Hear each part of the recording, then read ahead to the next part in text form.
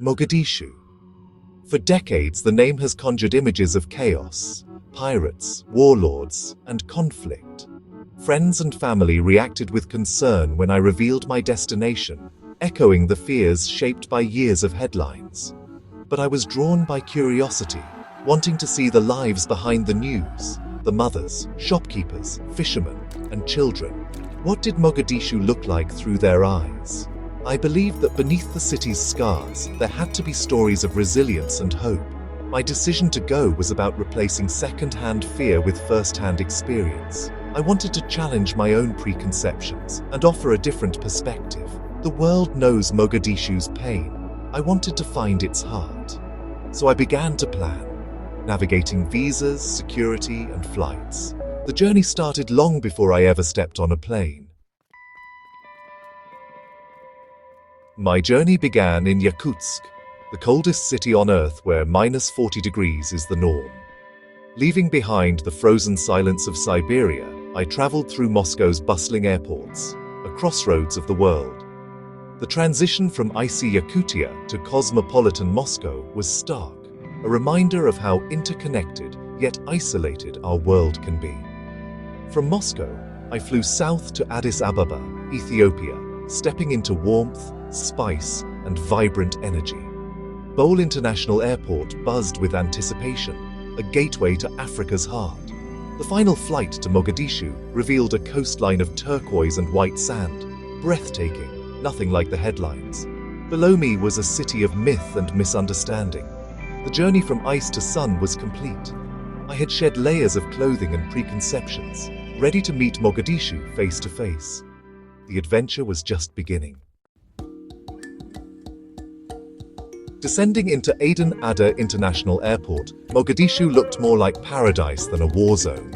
White sand beaches, crashing waves, and a city alive with movement greeted me from above.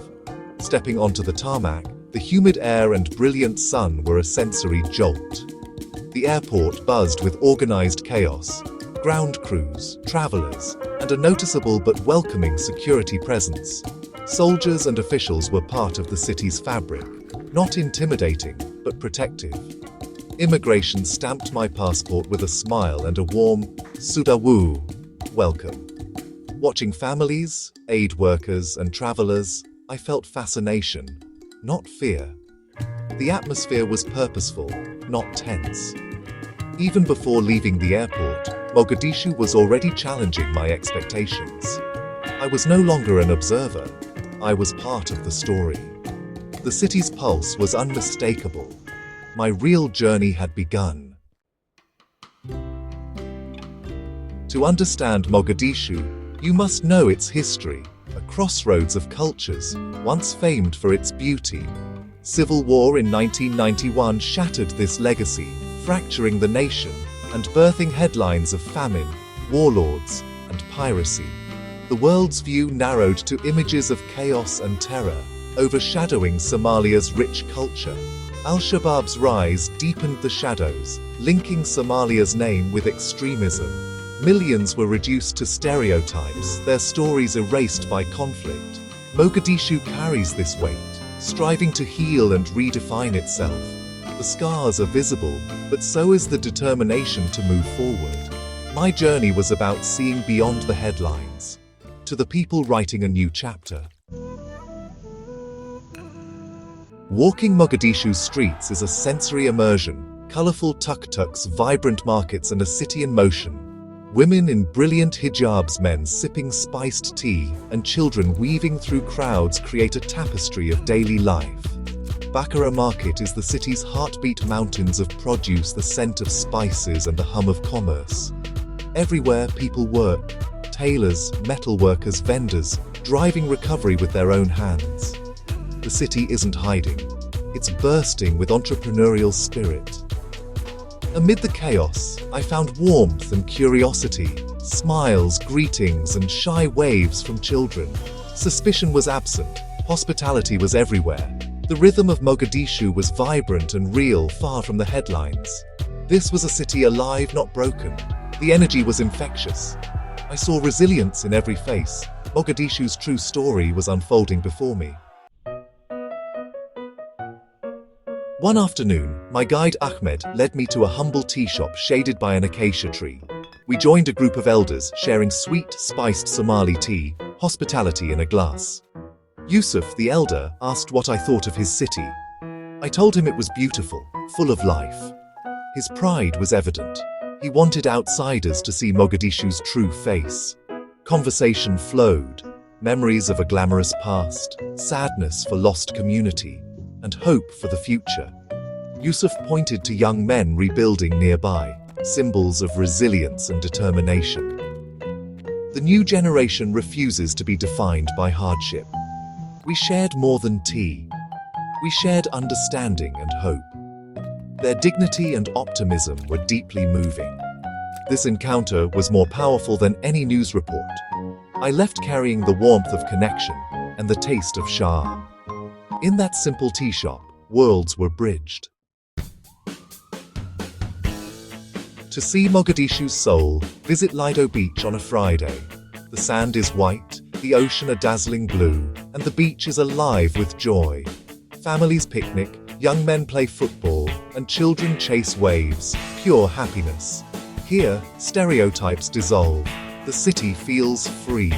Couples stroll, friends take selfies, and fishermen mend nets along the shore. Cafes and restaurants buzz with laughter and music. There are no soldiers here, just community and celebration. Lido Beach is a powerful challenge to the world's perception. Even in a city marked by conflict, the capacity for joy endures. This is the hope Mogadishu's people are building toward. Mogadishu's beauty exists alongside real risks. My movements required careful planning, armored vehicles, and armed guards, a stark reminder of the city's security challenges. The Green Zone, with its high walls and checkpoints, is a necessary bubble for visitors. Leaving it means heightened vigilance. The threat from Al-Shabaab is real. Checkpoints and soldiers are not for show, they're vital defenses. This is the price of access, the reality for residents every day. Acknowledging these risks is essential to understanding Mogadishu. The city is not a theme park, but a place of fragile progress. The resilience of locals, who navigate these dangers without protection, is the true story. Their quiet heroism defines Mogadishu's spirit. Despite the scars, Mogadishu's youth radiate optimism. Somalia is a young nation, most under 30, less burdened by the past, hungry for change. I saw entrepreneurs launching startups, students dreaming of rebuilding their country, and a new Somali identity emerging. Alongside bullet-scarred walls, new buildings rise, signs of faith in the future. People are investing in Mogadishu, creating jobs and hope. My journey began as a quest to look beyond headlines. It ended with a lesson in perception. Fear builds walls, but curiosity opens doors. Somalia's future is being written now by a generation refusing to be defined by its past. They are the architects of the new pearl of the Indian Ocean. The world must see Mogadishu for what it is: beautiful, resilient, and hopeful. This is the story that deserves to